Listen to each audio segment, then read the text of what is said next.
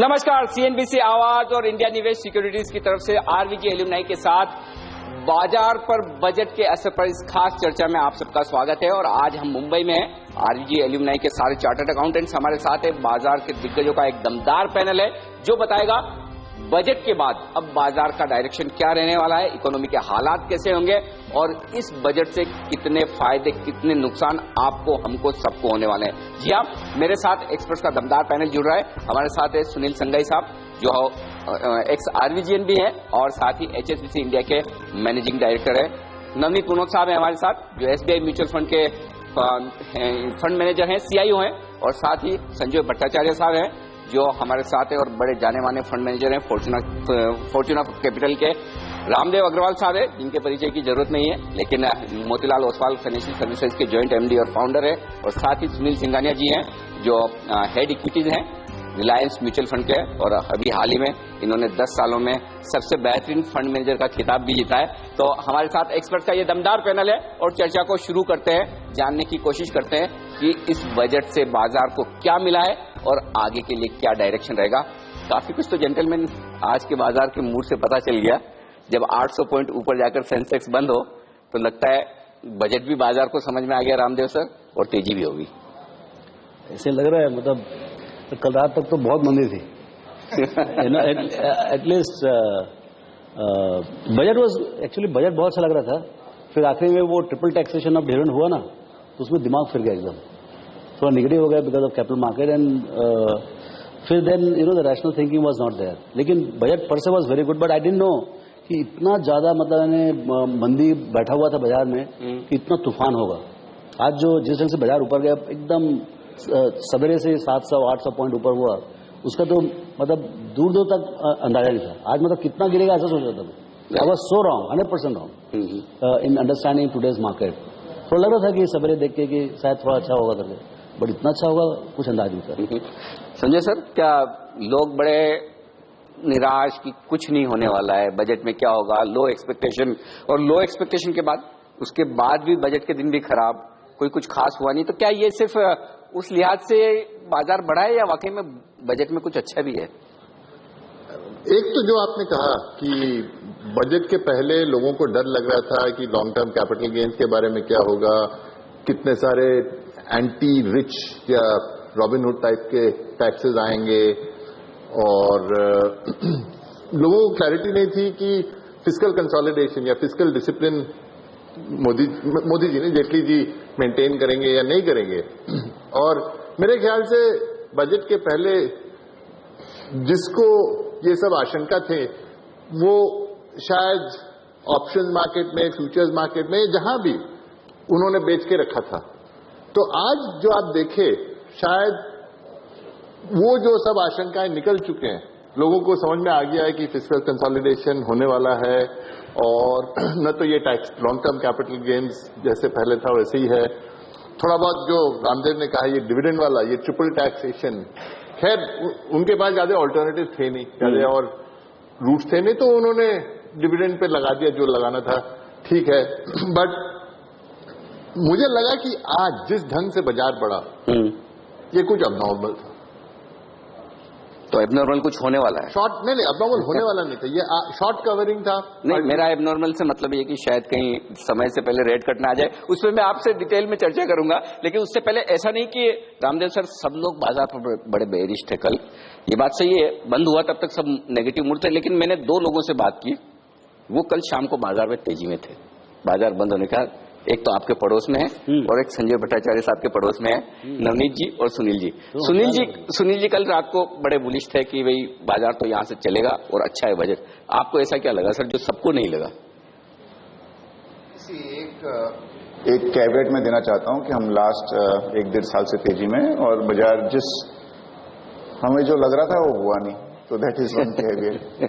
But frankly अगर देश में ऑब्वियसली बहुत चैलेंजेस हैं, और अगर इतना खराब होता, कल हम मिले भी थे रामदेव जी के पार्टी में, तो कल करेंसी भी स्ट्रांग थी और बॉन्ड मार्केट भी स्ट्रांग थे।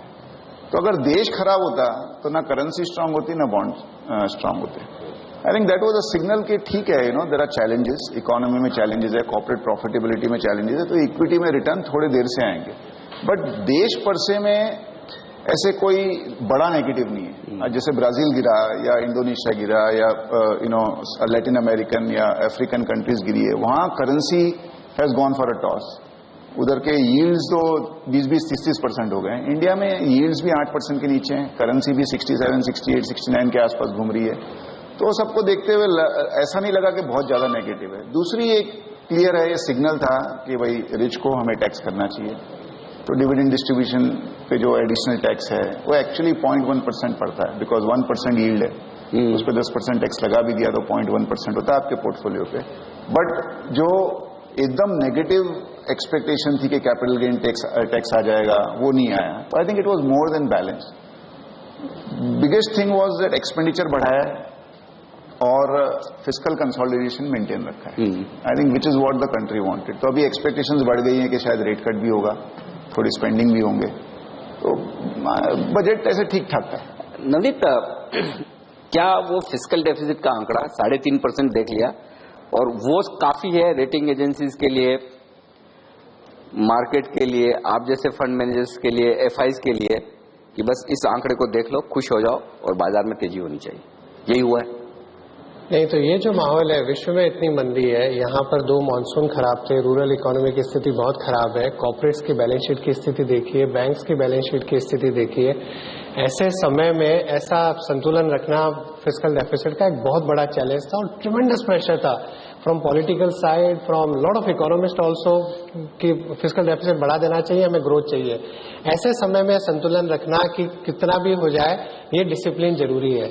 और मेरे को ऐसा लगता है दैट जिस तरह से जो मॉनेटरी पॉलिसी फ्रेमवर्क बना है आरबीआई का, सीपीआई पे लॉन्ग टर्म कंट्रोल, इधर ये फिस्कल डेफिसिट, तो बाकी विश्व में हो रहा है कि इंस्टेंट ग्रेटिफिकेशन, हम आज ग्रोथ कैसे ले आए, और इंडिया में तैयारी हो रही है कि किस तरह हम देश को एक 10-20-25 साल की स्ट्रक्चरल अच्छी ग्रोथ स्टोरी बनाए, जिसमें ग्रोथ होती रहे, इन्फ्लेशन ज्यादा नहीं हो और एक बहुत ही सॉलिड इकोनॉमिक फाउंडेशन खड़ी हो जाए। मेरे को लग रहा है उसकी तैयारी हो रही है और ये एक बहुत बड़ा मुश्किल काम था ये सब माहौल के अंदर इस तरह का नंबर दे देना।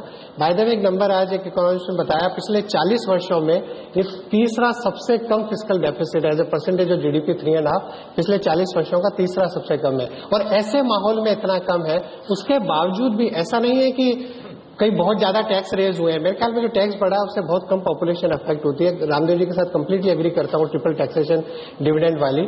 बट आज करोड़ों लोगों को अगर रूरल इकोनॉमी में, फार्म इनकम में, चाहे वहां पे इलेक्ट्रिसिटी जा रही है, चाहे सड़क बन रही है, चाहे पानी आपका इरिगेशन वाला आ रहा है, या फार्म इंश्योरेंस हो रहा है, कुछ भी हो रहा है, अगर 50-60 करोड़ आदमियों की अगर इन्कम बढ़ती है देश में, तो वो इकोनॉमी के लिए अच्छा है। और जब वो इकोनॉमी के लिए अच्छा है तो बाजार के लिए अच्छा होएगा ही। हम बाजार में बैठ के हमेशा वो बिग बैंग रिफॉर्म की बात करते हैं, हम हमेशा इन्वेस्टर्स को बोलते हैं यार 1 साल में डबल का मत सोचो, पावर ऑफ कंपाउंडिंग देखो। यही तो गवर्नमेंट कर रही है इतने सालों से इंडिया में, पावर ऑफ कंपाउंडिंग। अब धीरे धीरे इंक्रीमेंटल रिफॉर्म्स करते रहो, अपने आप इकोनॉमी बढ़ेगी। और आई थिंक बिल्कुल हम सही रास्ते पर है, इसलिए मैं कल अपनी बुलिश बात हो रही थी। बिल्कुल। सुनील संघई साहब, आप चूंकि तमाम कॉर्पोरेट से, एफआई से बातचीत करते हैं, क्या उनको लगता है इस बजट के बाद देश की ग्रोथ बढ़ेगी? 7.5% के आसपास जो हम अटके हुए हैं, वो भी नए तरीके से कैलकुलेट करने के बाद, क्या डबल डिजिट में जाने के लिए ये सही रास्ता दिखाने वाला बजट है? देखिए, एक तो मैं लगभग 25 सालों से बजट को फॉलो कर रहा हूँ।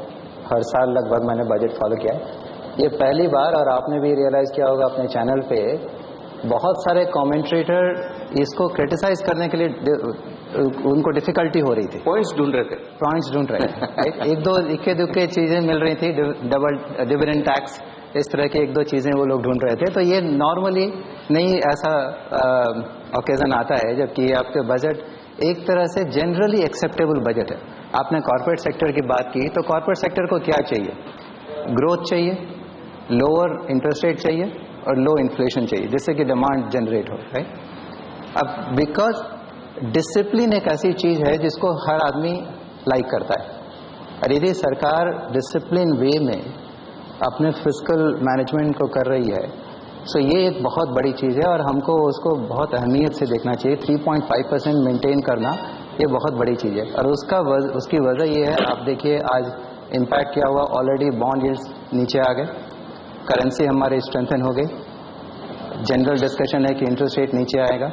सो इंटरेस्ट रेट नीचे आएगा, कॉर्पोरेट्स को फायदा होगा, उसका इन्वेस्टमेंट बढ़ेंगे, करेंसी हमारी स्ट्रेंथन होगी। सो ओवरऑल एंड दूसरा इम्पॉर्टेंट फैक्टर इसके साथ है कि पहली बार 2,35,36,000 करोड़ एक साल के अंदर इंफ्रास्ट्रक्चर में इन्वेस्टमेंट का प्रावधान किया गया है। आप रेलवे और रोड और बाकी सारे पावर सारे एरिया को ले लीजिए तो 2,36,000 करोड़ ये बहुत बड़ा अमाउंट है। यदि वो इन्वेस्टमेंट जाता है गवर्नमेंट की तरफ से इंफ्रास्ट्रक्चर में तो उसका इम्पैक्ट कॉर्पोरेट सेक्टर पे भी आएगा, ओवरऑल इकोनॉमी पे आएगा। सो ग्रोथ होगा, लोअर इंटरेस्ट रेट होगा, करेंसी स्ट्रेंथन होगी। सो ये कॉम्बिनेशन ये बड़ा डिफिकल्ट कॉम्बिनेशन फाइनेंस मिनिस्टर। तो कुल मिलाकर बजट में खराब कुछ नहीं है, बहुत कुछ खराब हो सकता था, वो नहीं हुआ। सब लोगों का मूड खराब था, बजट के पहले तेजी हुई नहीं और बजट के बाद भी और बजट के दिन शाम तक भी लोग ये सोचे थे कि इस बाजार में खरीदने लायक कुछ है नहीं। एफआईज बेच रहे हैं, कल का फिगर भी इतना खराब आया था तो लोगों को डर था। लेकिन बटा सर आप ये बताइए, क्या लोगों ने अब आज रेट कट को डिस्काउंट कर दिया कि अप्रैल तक हम नहीं रुकेंगे, गवर्नर साहब कभी भी करें, हमने तो हमारी तरफ से कर दिया? लगता तो है, जिस ढंग से बाजार आज बढ़ गया मुझे लगता तो है। This is now a common form of blackmail in stock markets around the world. This blackmail or greenmail game is a common game that people in financial markets play around the world. They think financial policy makers exist to fulfill their agenda. लेकिन हमारे governor साहब ऐसा सोचते नहीं है। नहीं, वो नहीं करेंगे, वो पक्का नहीं करेंगे। अच्छा, और अप्रैल में तो वैसे भी पॉलिसी मीटिंग है, तो जल्दी क्या है? कल हो या अप्रैल में हो, जल्दी क्या है? और सब चीज इस देश में इंटरेस्ट रेट कट से सॉल्व नहीं हो सकता। जब तक इस देश में कॉर्पोरेट अर्निंग्स रिवाइव नहीं होंगे तो बाजार नहीं बढ़ेगा on a sustainable basis. You need to see, you need to witness sustainable signs, clear indication that earnings growth is sustainable for an extended period of time. ये तो दिक्कत वही है ना नवनीत जी, हम ये समझते हैं कि मैक्रो तो हमारे अच्छे हैं, हमारी इकोनॉमी बढ़िया है, हमारी बैलेंस शीट सुधर गई, क्रूड की वजह से बहुत पैसे बच गए, इसमें किसी को कोई डाउट नहीं है। और ये पिछले 1-1.5 साल से हो रहा है जब से मोदी जी पीएम बने। लेकिन उसके बाद बाजार तो जब वो बने उससे पहले के लेवल पे आ गए, उससे नीचे है। तो ये हम मैक्रो तो देख रहे हैं, मैक्रो सब ठीक है, फिर बाजार तो चलता नहीं है। तो ये संजय जी ने बोला ना, बिकॉज अर्निंग नहीं आई लास्ट ईयर। अभी तो खैर आप दूसरे फैक्टर्स भी हैं साथ में, ग्लोबली इमर्जिंग मार्केट्स की स्थिति खराब है। अगर ऑयल का भाव जब $115 से $50-60 हुआ, पूरे विश्व के लिए बहुत अच्छा था, हमारी सारी मैक्रो प्रॉब्लम सॉल्व हो गई। $28 पर आपको जियोपॉलिटिकल रिस्क दिखती है, ऑयल कंपनीज बैंकरप्ट हो सकती है, वो रिस्क है। ऑयल कंपनीज की एक्सपोजर की वजह से बैंक्स के चैलेंजेस हैं, ग्लोबली बैंक्स 20-25% डाउन है हर कंट्री के अंदर। ऑयल नीचे जाने से सॉवरेन वेल्थ फंड की सेलिंग चल रही है, तो एक बहुत बड़ी प्रॉब्लम चालू हो गई $28 पे। मेरे ख्याल में थोड़ा ऑयल स्टेबलाइज होएगा तो ग्लोबली मार्केट्स भी स्टेबलाइज होंगे, तो वो एक सेलिंग है। और यहाँ पर अर्निंग्स नहीं आई, डेफिनेटली सुनील ने बोला लास्ट ईयर भी अच्छा ही लग रहा था सब कुछ मैक्रो देख करके, और एक्सपेक्टेशन थी कि इस साल 15% करीब 17% अर्निंग्स आ जाएगी तो बाजार उतना चल जाएगा। उल्टा हो गया, अर्निंग्स आने की जगह ऑलमोस्ट नेगेटिव है। आप कुछ सेक्टर्स निकाल दो तो बाकी ओवरऑल मार्केट में अर्निंग्स नहीं है। इस साल मेरे को लग रहा है जो बेस इतना नीचे बन गया, अगर यहाँ बेस से अगर अगले साल 15-17% ग्रोथ आ जाती है, अभी उल्टा हो जाएगा। पिछले 5 साल से कल हम बात कर रहे थे रामदेव जी के साथ कि हर साल एनालिस्ट एक्सपेक्ट करते हैं कि 15-17% ग्रोथ आ जाएगी, साल के बाद में मालूम चलते तो आई नहीं। अभी एक बार उल्टा होएगा, इस साल लोग बोलेंगे यार आएगी नहीं, 5% ही आएगी अगले साल, और एक साल 20% आ जाएगी। वो जब एक्सपेक्टेशन के अगेंस्ट में जब वो सरप्राइज आता है पॉजिटिव, तब बाजार चलता है। नहीं, लेकिन इसमें एक सरप्राइज या शॉक ये आ सकता है रामदेव सर। देखिए $115-120 पे क्रूड था, तब आपने मुझे इंटरव्यू दिया था और ये कहा था कि अनिल पता नहीं, लेकिन लगता है कि बहुत बड़ी मंदी है क्रूड में, $30-40 हो जाए तो मुझे आश्चर्य नहीं होगा। ये आपकी बात हुई थी। अब $30-40 तो हो गया, अब तो नीचे जाने वाला तो है नहीं, जाके कितना चला जाएगा। और इस बजट में हम ये थोड़ी गिन रहे कि ऊपर चला जाएगा, और ऊपर गया तो फिर क्या। अभी तो आपके माइक्रो काम नहीं कर रहे, यानी कि कंपनी की कमाई नहीं हो रही, जो संजय सर कह रहे हैं। उसके ऊपर अगर मैक्रो खराब होने लगे तो फिर अगले बजट तक क्या होगा? अभी वापस 110 होगा तो बहुत लफड़ा हो जाएगा। नहीं 110 तो गिर लेकिन यदि सिर्फ 50-60 तक अभी हो, देखिए पहले 14-15 में 110 से गिर के 55 हुआ, और 15-16 में 55 से गिर के 25-30 जो भी हो गए। तो ये जो सेकेंड राउंड का जो फॉल था, दैट वाज डिवास्टेटिंग, वो बहुत खतरनाक था। अब यहां से डेफिनेटली रिकवर होगा, क्योंकि सऊदी अरेबिया ने बोल दिया कि भाई 30 में तो हमारा भी काम नहीं चलने वाला है। So now they are constraining the production, and जो भी डैमेज होना था कि इन्वेस्टमेंट साइड में या शेल ऑयल साइड में, तो वो वो रुक गया है और कंजम्पशन ग्रोथ बहुत अच्छा है। आई थिंक जो लास्ट ईयर जो ग्लोबल क्रूड कंजम्पशन था, that is the second highest growth in the history of crude consumption. It went up by 1.7 million barrels a day. उतना ही इस साल भी आने के अंदाज है।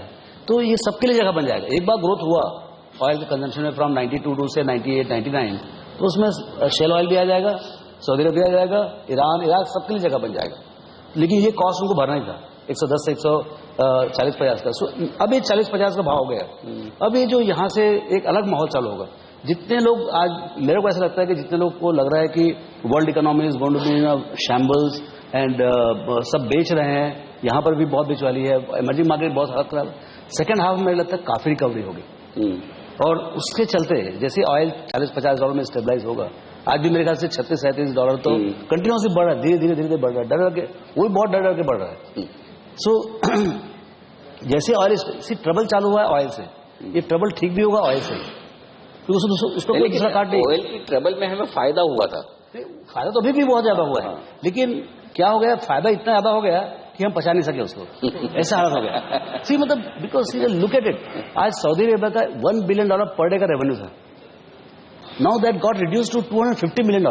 उसे खर्चे तो पूरे लगे हुए थे, तो उसके लिए उसने क्या किया, अपने जितने सेविंग्स थे that is they started selling, और उसी कारण से पूरा ग्लोबल सेलिंग चालू होगा, हमारे से भी यहाँ से पैसे आने लगे। और सिर्फ सऊदी अरेबिया नहीं, कतार, आपका जो नॉर्जिया है, सबको तकलीफ हो रही। अच्छा, दूसरा क्या है कि एक्चुअल जो एक्रेशन हो रहा था वो तो बंद ही हो गया ना, तो पैसे आएंगे कहाँ से?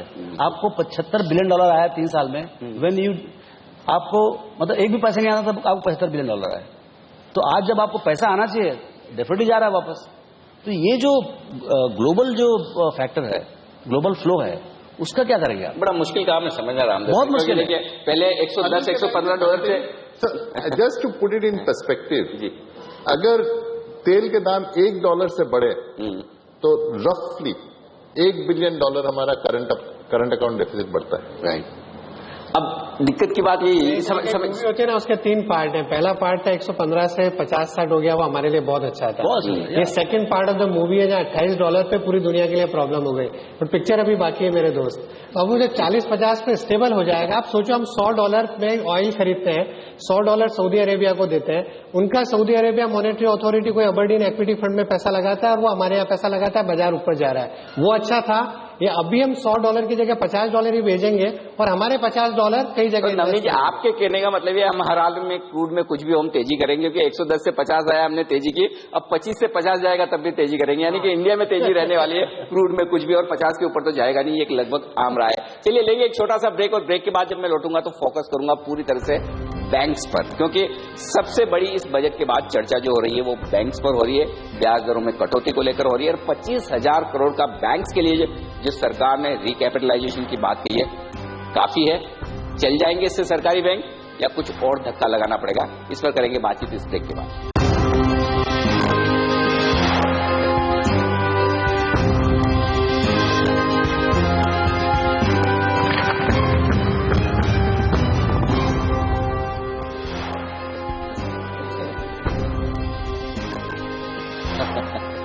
इफेक्टिवली मतलब 41-42। सीएनबीसी आवाज और इंडिया निवेश सिक्योरिटीज के साथ आप देख रहे हैं आरवीजी एल्यूमनाई के साथ बजट पर खास चर्चा, और हमारे साथ 5 दिग्गज है इस बाजार के और इकोनॉमी के, सुनील संगाई, नवनीत मुनोत, संजय भट्टाचार्य, रामदेव अग्रवाल और साथ ही सुनील सिंघानिया जी। एक बार फिर से आप सबका स्वागत है। आरवीजी एल्यूमनाई के सारे चार्टर्ड अकाउंटेंट्स है और बेहतरीन और बड़ी इंटरेस्टिंग चर्चा हमारे साथ चल रही है। 25,000 करोड़ सुनील जी जो वित्त मंत्री ने रखे हैं देने के लिए बजट में, कि ये बांटे जाएंगे कुछ बैंक्स में, तो जो दिक्कत है, 25,000 करोड़ तो उन्होंने पिछले साल ही कह दिया था इस साल देंगे, और जब इतने एनपीए बाहर आए, इतनी सारी दिक्कतें दिखी है, उसके सामने ये अमाउंट है क्या? कुछ नहीं। जैसा मैं आपको बता रहा था ब्रेक के पहले कि इस बजट में बहुत कम चीजें ऐसी मिली हैं जिसको लोग क्रिटिसाइज कर सकते हैं। ये एक पर्टिकुलर एरिया था जिसपे कि काफी चर्चा हुई और उस पर बहुत कमेंट्स आए, नेगेटिव कमेंट्स आए। मेरे हिसाब से इसको 25,000 करोड़ आइसोलेशन में नहीं देखना चाहिए, उसके साथ और भी बहुत सारी चीजें हैं जो सरकार कर सकती है और वो हो रही है, जिससे कि कैपिटलाइजेशन बैंक का हो सकता है। जब मैं आपके शो के लिए आ रहा था, उस समय रिजर्व बैंक ऑफ इंडिया ने एक अनाउंसमेंट किया, मैं बताऊंगा अभी आपको, यदि आप सारे कमेंटेटर को देखिए तो जनरल व्यू ये है कि 25 कम है, मैक्सिमम जो एक्सपेक्टेशन थी वो 40 से 45 के आसपास थी। सो गैप 15 से 20 का है, 15 से 20 हजार करोड़ का। एक अनाउंसमेंट अभी रिजर्व बैंक ऑफ इंडिया ने की है, वो ये है कि जिस बैंक के पास प्रॉपर्टी है, सारे बैंक्स के पास प्रॉपर्टी है, वो हम सब जानते हैं, उनके बैलेंस शीट में वो प्रॉपर्टी बहुत ही कम वैल्यू पे भी रिफ्लेक्ट हो रही है, नॉमिनल वैल्यू पे है कि वो पुरानी प्रॉपर्टी उनकी ली हुई है। उसको यदि बैंक्स रीवैल्यू करती है और रीवैल्यू करके बैलेंस शीट में हायर वैल्यू पे दिखाती है, तो उसका 55% कैपिटल में अकाउंट होगा, टियर 1 कैपिटल में अकाउंट होगा।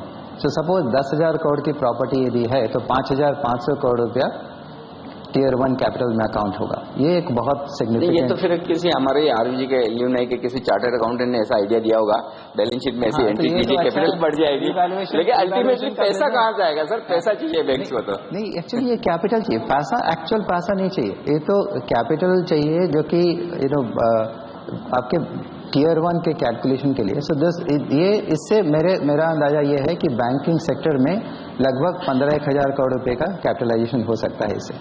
एक दूसरा आइडिया मैं आपको और देता हूँ, दूसरा डेटा, और जो पहले एक्चुअली बैंक्स ने 10-15 साल पहले आप देखिएगा कि 98-99 में जब इस तरह की जरूरत हुई थी तो उस समय उसको यूज किया गया था। By and large banking sector में, banking sector as a whole, SLR की जो रिक्वायरमेंट है 21.15% SLR की रिक्वायरमेंट है, और बैंकिंग सेक्टर करीब लगभग 26% SLR पे है, 5% SLR एक्सेस है, जो रिक्वायरमेंट है उससे ज़्यादा। हम सब एक्सपेक्ट कर रहे हैं कि इंटरेस्ट रेट नीचे आएगा। हमारा व्यू भी है कि 10 years government securities and of the year तक 7% पे एटलीस्ट आ जाएगी। यदि वो होता है तो वो गेन SLR पे जो सिग्निफिकेंट गेन रहेगा उनको, और वो गेन को मोनेटाइज करेंगे तो उससे करीब 10-15 हजार करोड़ रुपया उससे एडिशनल इनकम आ जाएगी। वो बैलेंस शीट उनकी थोड़ी बेहतर हो जाएगी। लेकिन मैं कैसे समझता हूँ सर, मुझे तो ये लगता है कि अगर 25,000 करोड़ के मार्केट कैपिटलाइजेशन को देख के आपके PSU बैंक के शेयर खरीदने का मन हो तो ये अमाउंट बराबर है। तो मैं सुनील से जानना चाहता हूँ, सुनील, क्या आपको लगता है कि ये जो कुछ कहा है वित्त मंत्री ने कि 25,000 करोड़ देंगे, उसके बेसिस पर जाकर आप सरकारी बैंक खरीदेंगे? अगर वो 25,000 होता या 35,000 होता, उसके बेसिस पे न शेयर खरीदा जाता था न बेचा जाता था। आई थिंक हमें ये रियलाइज करना चाहिए कि जो बैंकिंग सेक्टर है उसको काफी चैलेंजेस आए हैं और वो चैलेंजेस इतनी जल्दी खत्म नहीं होने वाले हैं। वित्त मंत्री ने कहा है कि 25,000 अगर कम पड़ेंगे तो वो और भी देने को तैयार है। तो I think we have to remember that. Having said that, challenges public sector bank, specifically जो छोटी पब्लिक सेक्टर बैंक्स हैं उसमें रहेगी। एक एसेट क्वालिटी की चैलेंज है, दूसरे बिजनेस की भी चैलेंज है। आज जो जिस हिसाब से टेक्नोलॉजी चेंज हो रही है, जिस हिसाब से अपनी हैबिट्स चेंज हो रही है, आई थिंक जो बैंक पीछे रह गई है उनका आगे एक बिजनेस जो केस है वही वीक होते जा रहा है। तो छोटी पब्लिक सेक्टर बैंक्स में अभी भी हमारा ध्यान खराब है। वो अगर 25,000 होता या 35,000 होता, उससे वो व्यू चेंज नहीं होता। बिल्कुल। नवनीत जी, एक जो इंटरेस्टिंग बात जो हिंट मिला चीफ इकोनॉमिक एडवाइजर की तरफ से भी, और ऐसा लग रहा है कि सरकार इस पर बड़ा सीरियसली सोच रही है कि फेडरल रिजर्व की तरह हमारे यहाँ भी RBI से कुछ पैसा लेकर बैंक्स में डाला जाए। क्या हिंदुस्तान में वाकई में ऐसा हो सकता है, और होगा क्या, और होगा तो क्या ये अच्छा होगा? नहीं, थोड़ा मुश्किल है। जो फॉरेक्स रिजर्व्स है उसको रखने का कारण कुछ दूसरा है। उसको बैंक रिकैपिटलाइजेशन के लिए यूज करना है, जो आई थिंक चाइना में हुआ है शायद एक बार, कुछ और कंट्रीज में, यूएस में एक टाप स्कीम थी 2008 के बाद, जो बैंक के असेट्स से काफी सिक्योरिटाइजेशन वगैरह वो फेडरल रिजर्व ने ले लिया। मेरे को नहीं लगता है शायद ऐसा कुछ होगा, बट कई सारी चीजें करी जा सकती हैं। जैसा अभी सुनील ने बताया, जस्ट कुछ ही मिनटों पहले जो RBI ने अनाउंस किया, जो कैलकुलेशन होती है टियर 1 कैपिटल की, उसमें और क्या क्या चीजें आ सकती है, रीवैल्यूएशन रिजर्व्स है या कुछ और है। मेरे ख्याल में और कुछ और क्रिएटिव तरीके से देखा जा सकता है कि किस तरह से बैंक्स की कैपिटल को बूस्ट किया जा सकता है। तो कुल मिलाकर NP है वो भी दिखा दो, और अगर आपके पास एसेट्स में सही में वैल्यू है तो वो भी दिखा दो। तो फेयर बैलेंस शीट बनाने की तैयारी सरकारी बैंक से। सर, लेकिन जो RBI वाले मैटर पर मैं पूछ रहा था कि क्या RBI के लिए ये पॉसिबल है, क्या हमारे RBI का, सेंट्रल बैंक का ट्रैक रिकॉर्ड देखते हुए क्या वो इस तरह का कदम उठाएंगे, क्या वो पैसा डालेंगे सरकारी बैंक में? मुझे तो नहीं लगता होगा, क्योंकि एक तो रघुराम राजन जो आरबीआई के गवर्नर हैं, मेरे ख्याल से उनको आरबीआई के पैसे यूज करने as the regulator, the RBI is the regulator of all the public sector banks. I think there becomes a tremendously complex interplay of interests. When the regulator gives money to recap the people whom he regulates, then I think his ability to regulate, in a sense, is, affected. So एक वो है. अगला, I think, I don't know. Obviously the analysts are very smart. उनको बहुत समझ है इन चीजों की. बट रीकैप अलोन से कुछ नहीं होने वाला. अगर इनकी नीयत नहीं बदली, जो लोग ये बैंक चलाते हैं, जिस ढंग से चलाते हैं, उनका जो क्रेडिट अप्रेजल करने का तरीका है, और इस देश में बैंक्रप्सी कोड नहीं आया, an effective bankruptcy code, okay, तो रिकैपिटलाइजेशन करके 10 साल बाद आप वहीं पहुंच जाएंगे जहां आप आज यहां है. तो आप 25,000 देंगे या 35,000 देंगे या 45,000 देंगे, कुछ फर्क नहीं पड़ने वाला. टेम्पोरेरी सॉल्यूशन है, परमानेंट नहीं. परमानेंट सोल्यूशन हो सकता है. अभी एक्सपेरिमेंट्स जो उन्होंने किए हैं, जो बैंक ऑफ बड़ौदा में, they have made in a very small way, they have tried some experiments of bringing in people, of trying to implement a change on the work culture. It's too early to make a judgement, but at the end of the day जिस ढंग से इन बैंकों को चलाया जाएगा, जो culture है, जो प्रोसेस है, जिस ढंग से ये बैंक चलते हैं, that is what is going to determine how effectively the recap programme will work. Perfect. तो चलिए, बैंक्स के लिए सिर्फ पैसा देना और 25, 30, 35,000 करोड़ देना सफिशिएंट नहीं होगा, बहुत कुछ करने की जरूरत है. एंड सॉरी, कैन आई से one thing? I think the Modi government is very serious here, because they are not looking at just one thing to solve the problems. They have spoken at length about a bankruptcy code and the urgency with which उन्हें ये bankruptcy code को parliament में pass करना है. That indicates that their level of understanding and the seriousness with which they want to address this problem is much greater than analysts at broking houses talking about how bank recap is done. And the one other thing I'd like to say, I think we are slaves to listening to rubbish. There's too much information overload. You don't even know what are the estimates of NPA in this banking system. Some people say it's 11 lakh crores. Some people say it's 8.5 lakh crores. Some people say it's 14 lakh crores.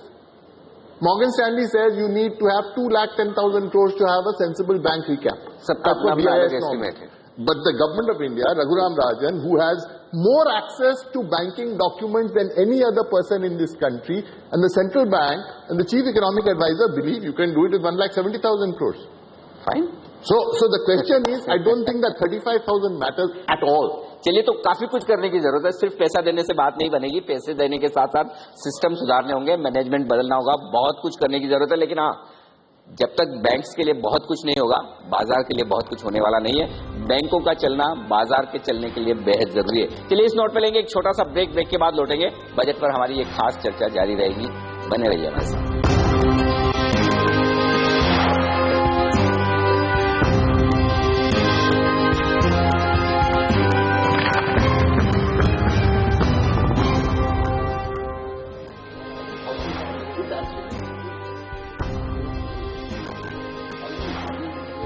CNBC आवाज और India निवेश securities पेश करते हैं budget पर खास चर्चा आरवीजी alumni के साथ. और हमारे साथ है एक्सपर्ट्स का दमदार पैनल, सुनील सिंघानिया, रामदेव अग्रवाल साहब, संजय भट्टाचार्य जी, नवनीत मनोज साहब और साथ ही सुनील संगाई भी. और एक बड़ा मुद्दा जो आप सब लोग बात कर रहे थे, इस बजट में बहुत कुछ बोलने को है नहीं, पॉइंट ढूंढने पड़ रहे हैं कि किस चीज की बुराई की जाए.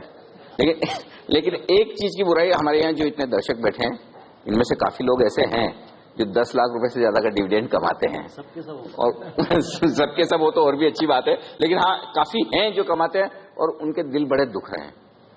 तो श्री अग्रवाल को पूछा जाए कि क्यों उनका दिल दुख रहा है, और वो तो रिप्रेजेंट कर रहे हैं सब. आने वाले दिनों में क्या करना चाहिए, इसको कैसे सुधारना चाहिए. इससे बड़ी चीज सर ये है, क्या वाकई में सिर्फ बड़ा डिविडेंड तो प्रमोटर को मिलता है सबसे ज्यादा, तो फिर प्रमोटर्स क्यों डिविडेंड देंगे. और किसी भी स्टॉक के लिए, किसी भी कंपनी के लिए, स्टॉक मार्केट की अच्छी हेल्थ के लिए ये तो जरूरी है ना कि ज्यादा से ज्यादा डिविडेंड कंपनियां बांटे। हाँ, सो वही तो सबसे बड़ा तकलीफ है। पूरा बाजार जो है सिर्फ डिविडेंड के लिए टिका हुआ है। लोगों को लगता है डिविडेंड 1% है, 1.5% है, तो बाकी तो उसमें क्या दम रखा गया। लेकिन वो जो 100 रुपए की कीमत, जैसे आपका बॉन्ड का कीमत होता है, यदि 8% यदि आपका यील्ड है तो आपका 100 रुपए दाम है। यदि उसी बॉन्ड का यील्ड आप यदि 6% कर दें तो बॉन्ड का कीमत 70-75-80 रुपये हो जाएगा। ऐसे ही स्टॉक्स में भी होता है।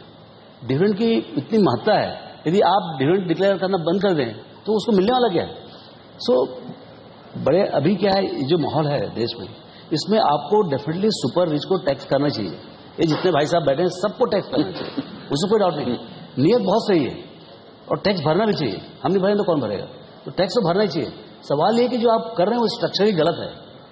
आप जो डिविडेंड डिस्ट्रीब्यूशन टैक्स के ऊपर हम चाहते थे कि भाई टोटल डिविडेंड डिस्ट्रीब्यूशन में जो कॉर्पोरेट टैक्स जो डबल लगता है, आप कॉर्पोरेट टैक्स भरते 33%, उसके बाद आप डिविडेंड डिस्ट्रीब्यूशन टैक्स लगाते 20.5%।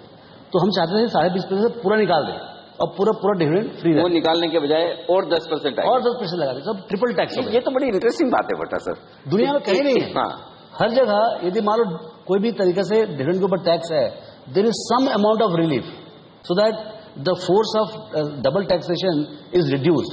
यहां पर आप 3 बार लगा रहे हैं, और यदि आपका शेयर होल्डिंग यदि कंपनी के द्वारा है, यदि आपका शेयर है held by a company and you want to touch that dividend, then it is 4 times tax. If the shares are held by a company, limited company, say you have investment company, lot of people have investment company.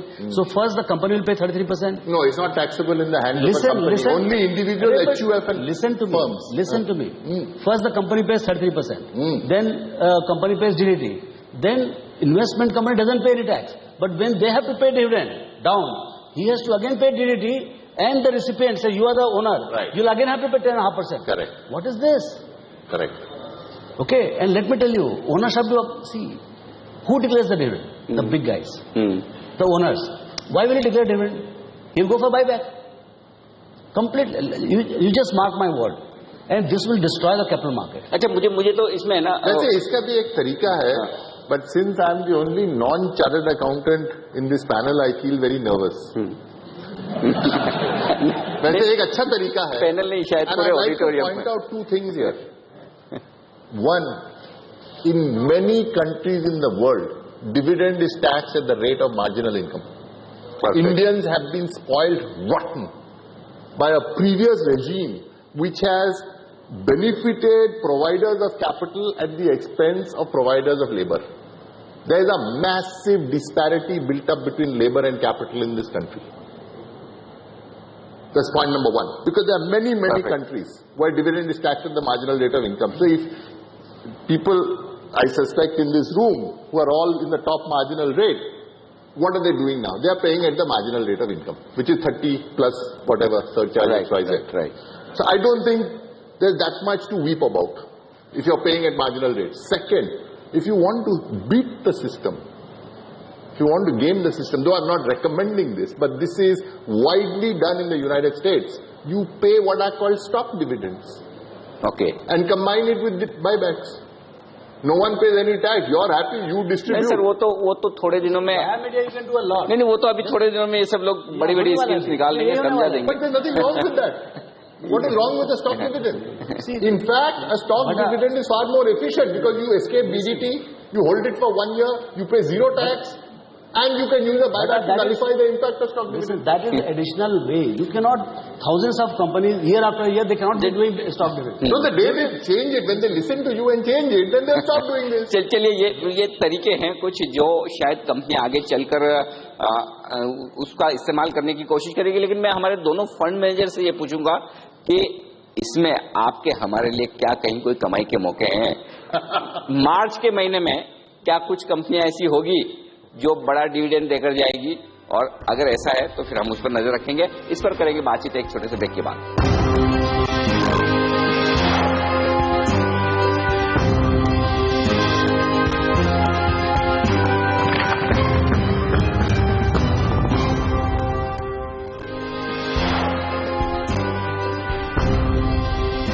CNBC आवाज और India निवेश securities मिलकर present कर रहे हैं ये खास show आरवीजी alumni के साथ, बजट पर खास चर्चा हमारे एक्सपर्ट्स के साथ। हम ब्रेक से पहले बात कर रहे थे कि क्या कंपनियां मार्च के पहले दमदार डिविडेंड देंगी। अब चूंकि 1 अप्रैल से टैक्स लगने वाला है 10%, जिन लोगों को 10 लाख से ज्यादा डिविडेंड की कमाई होने वाली है, सुनील क्या कहेंगे आप, तैयार रहना चाहिए? नहीं, I think see the impact बहुत छोटा है, बट मैं रामदेव जी से सहमत हूं कि प्रिंसिपली ये ठीक नहीं है और अननेसेसरी कॉम्प्लिकेशन होगा कंपनीज की पॉलिसी में, जो प्रमोटर्स है उनके विचारधारा में। तो थोड़ा ये प्रिंसिपली थोड़ा गलत हो गया और इससे कुछ ज्यादा रेवेन्यू मिलने नहीं वाला है, घाटा होगा। तो चलिए, हम तो मौके ही ढूंढना चाहते हैं। अब जो हो गया वो तो हो गया, बदलेगी सरकार या नहीं वो पता नहीं। तो क्या नवनीत जी आप ये कहेंगे कि फिर ऐसी कंपनियों पर नजर बनाकर रखें, मौके मिलेंगे अगले 4 हफ्ते में आपके लिए कमाई के? पर वो एक बार का डिविडेंड आ गया, बट आपका ओवरऑल स्टॉक प्राइस क्या मूवमेंट होता है? बड़े स्मार्ट है सब लोग, डिविडेंड के पहले ही बेचकर निकल जाएंगे। तो हो सकता है, मतलब कुछ काफी कंपनीज हो सकता है डिक्लेयर करे 10% बचाने के लिए, बट वो एक रीजन नहीं हो सकता है कि मैं स्ट्रक्चरली कोई स्टॉक खरीदूं।